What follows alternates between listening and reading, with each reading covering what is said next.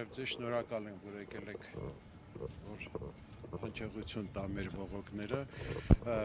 որ հայտնի է արդեն, որ առաջի ընթերցման ազգային ժողով ընդունել է, այդ օրենքը իրարելուց հետո ուրեմն ժողովուրդը բնակչությունը մոտ 70-80 ստորագրություն հավաքեցինք մենք ի բողոք գերակաշայի, որ նման օրենք չի կարելի կիրառել, որտեղ արդեն մենք որպես դժվար կարող եմ ասել 33-րդ թաղամասի դատական process-ներով եւ այլն դատախազություն, կառավարություն,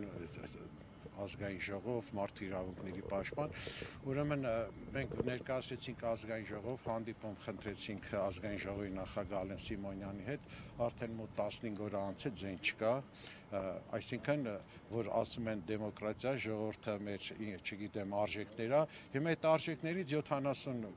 սեփականատերեր ստորագրություն են հավաքել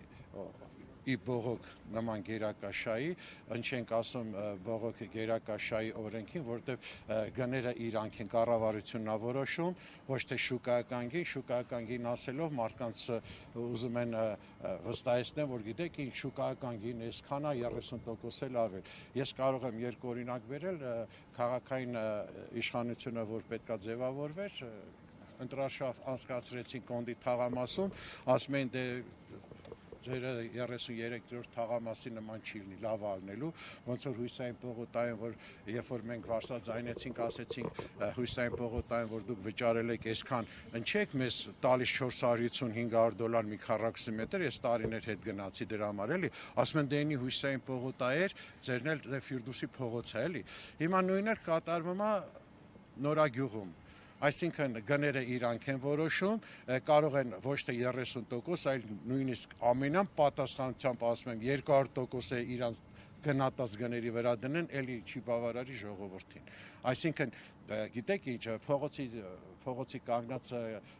կանանչի միրգ վաճառողները չեն շուկայական գինը որոշում, շուկայական գինը որոշում է կառավարությունը, շուկայական գինը որոշում է տվյալ տարածքում հետ կապված արժեքները բնակարանի, բայց ոչ թե իրան կադաստրային գնից մի քանի անգամ, ոնց որ իմ ընկերներն ասեցին 4, 5, 10 անգամ էժան գնատեն ու ասեն գիտեք ինչ այս 30%-ը ձեզ խորախուսական ենք տալի։ Իրատեսական եք համարում, որ ձեր բարձրաձայնած այս բոլոր խնդիրները իրենց լուծումները կստանան։ Միանշանակ չէ, դրա հիմքերն ունեմ ես, որտեղ նոր չենք բողոքել, արդեն երկար տարիներ է, 2008 թվականից բողոքել ենք, իշխանափոխություն եղավ, ասեցինք դե իշխանափոխություն է եղել, մի բան բարելավի, դեպի բարելավում կգնա, բայց դե ոչ թե իմ կարծիքն եմ ասում, այլ իրական կյանքը ցույց տվեց, որ չէ, նման բան չկա, իրանք ավելի, ու ես մի բան էլ ասեմ, որ գերակաշայի ասած խոսակցությունը որ կա, չէ, կառավարությունը համ կառուցապատողի հետ է փայ մտնում, համ է սեփականատիրոջ հետ է փայ մտնում։ Ուրեմն, երբ որ կառուցապատողն ասում է, ես ինչ անեմ, ասում եմ, ես բարեխիղճ